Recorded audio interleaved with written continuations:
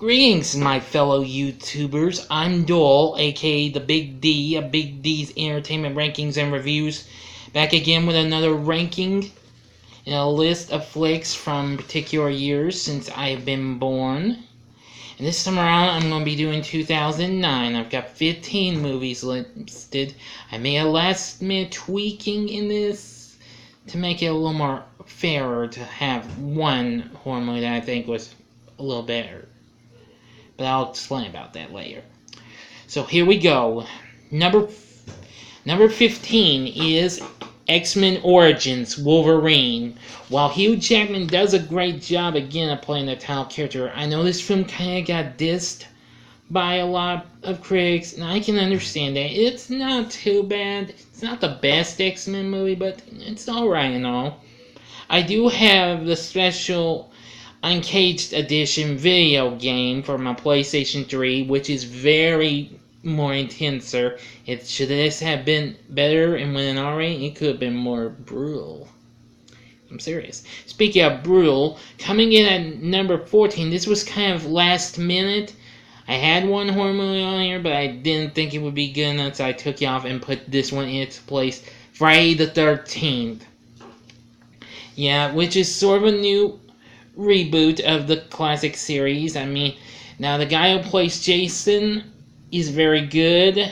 Cast isn't factually too bad. Although I was surprised to see one of them was former teen pop star Willa Ford. Yeah, because I remember listening to her album Willa Was Here with the song I Want to Be Bad. If you don't remember that song, you might want to check it out if it's still there. But anyway, this is a good movie. It's not too bad. Kind of like it more than some of the recent ones that came even before this. The last few. Well, I hope you know what I'm saying.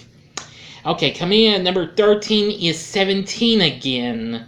With Zac Efron, Matthew Perry, Leslie Mann, Michelle Trachtenberg, and Thomas Lennon.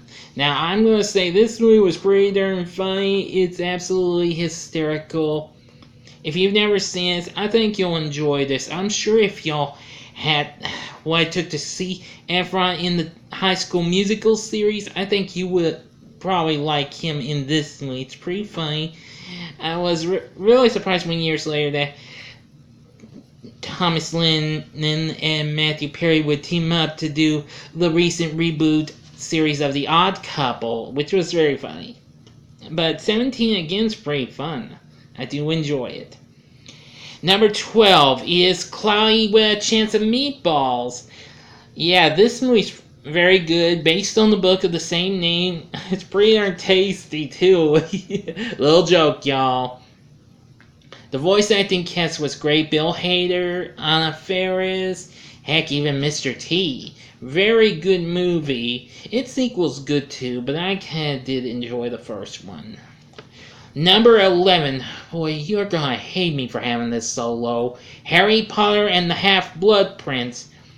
Well, I still think it's good and all. It's just kind of the weaker ones of the series. But heck, I'm much rather watch this more than the previous Fantastic Beasts movie, which really got dissed for certain reasons. But hey, this movie's alright.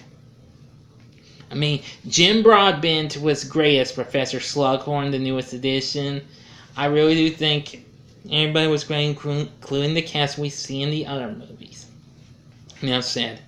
Number 10 is Ice Age: Dawn of the Dinosaurs. Well, although the Meltdown was good and all, but this one redeemed the series a bit for me. And I actually love it, especially when Scrap meets that female type squirrel critter who is always fighting with over that bloomin' acorn. Oh yeah. But anyway, the new characters are pretty good too. Everybody was just great. I think this was pretty fun. Now, I'm going to say, while they won't be on the list for my next few years when they appear, Continental Drift was, the fourth one was okay, and same goes for Collision. Of course, it was okay, but it wasn't that good though. Okay, enough said. Back to the countdown. Number 9 is New Moon. the follow-up to Twilight. Well, it's good, but it kind of just took a little less my liking from its predecessor, but still I enjoyed it for certain reasons. The cast still the same, but they were still good though. Don't really have to say much about it though. Next at number 8 is the film I just watched on Prime last month, and that's Zombieland. I didn't think I would want to see this, but I decided to go for it, and son, I really enjoyed it. The cast was real good. Jesse Eisenberg, Emma Stone, Abigail Breslin, and of course Woody Harrelson. Believe me, I never knew his character was so Twinkie crazed. Oh, I loved it. And I love the little rules there. Their little survival rules or something. It was funny. Which, the one called Double Tap, that's actually going to be the subtitle for the long-awaited sequel to this. They're saying it's going to come out this year, but I don't know, though. But I hope for the best, though. This movie's absolutely funny. It might have been gory and stuff like that at first, but soon it kind of goes down a little. But still, it's pretty darn funny, though. Number 7 is Transformers: Revenge of the Fallen. While I do like this movie for certain reasons, while it might have not been well received by critics, it was still a big success. Shia LaBeouf and Megan Fox were both great in this, and so were the rest of the Transformers. I did enjoy those. It was just so epic and exciting. Like any type of action movie I'd see other than superhero movies. Okay, number 6 is The Blind Side, starring Sandra Bullock and Tim McGraw. Now, I must say, this was a very good movie. I absolutely loved the movie when we went and saw it. It's very good, actually. Sandra Bullock gave one of her best non-comedic type performances in this movie, and I do say it's real good. The guy who plays that football player that they take in was real good too. I just say it had a great story. Next at number 5, I hope I don't get any controversy for having this high on the list, G.I. Joe, The Rise of Cobra. Well, as a kid I grew up with G.I. Joe as well as the animated series, which of course I've got on DVD. Well, I kind of wasn't too thrilled with some of the actors who were to be players in this, especially Joseph Gordon-Levitt, who plays the Cobra Commander. Yeah. But it was all okay and all. The rest of the cast, though, was absolutely great. I loved them all. The Flint... Was it Flint? No, it was Duke. Yeah, we didn't see Flint until the sequel. Sorry about that. Duke was great. And I loved Scarlet in this. All the Joes were absolutely great.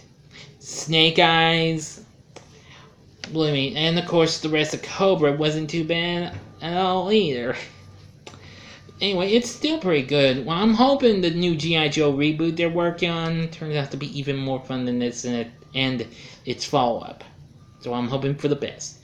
Next at number 4 is Sherlock Holmes, starring Robert Downey Jr. as the title character and Jude Law as Watson. Now, this was directed by Guy Ritchie, who of course more recently directed the recent hit live-action adaptation of Aladdin. But anyway, I loved this movie. It was absolutely cool. Aside from Iron Man, Robert Downey Jr. does a great job in playing Sherlock Holmes, and Jude Law's great as Watson. I don't have much else to say, although I haven't seen that recent comedic one, Holmes and Watson, with Will Ferrell and John C. Reilly. I know that movie was a major dud last year, and it really got dissed big time. I don't know what I'm going to do about that one, though. Okay, number 3 is Fast and Furious. Now, despite I didn't see Tokyo Drift, which was a step away from the other two movies, this movie redeemed the Fast and the Furious series flavor by bringing back the stars and characters of the original first two, which that was made much better. Absolutely enjoy it. I like the Fast and the Furious series, even if I've seen the movies once or twice or more. I don't care. I actually like them because they're cool. They got the fast cars, the action, etc., etc., etc. Real cool. Number 2 is Star Trek. Now, I absolutely love this movie. I am kind of a bit of a Trekkie since I mostly like the original series and the Next Generation. But anyway, since this is more like the original, we got great performances. Chris Pine, Zachary Quinto, Zoe Saldana, John Cho, let's see, Carl Urban, and yeah. And of course, in one of his early performances, even before his early death, the late great Anton Yelchin, very good actually. They were all great in the roles. They were played by the original actors in the series and the movies. Real good. Now, before I go on number 1, here's some honorable mentions.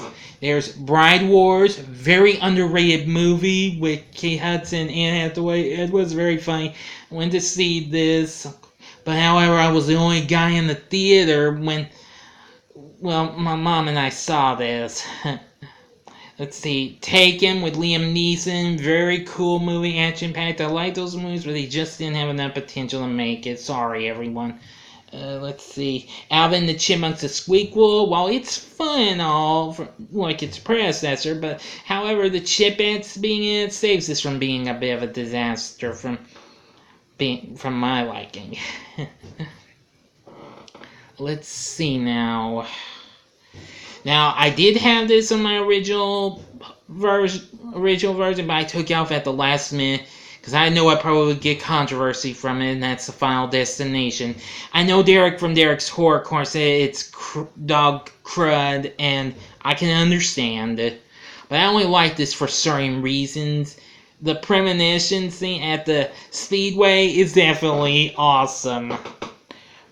But anyway, I got lots of others, but those would be too tough to find, and I'm not going back to find out what they are and mention them, so I'll just do a few of them.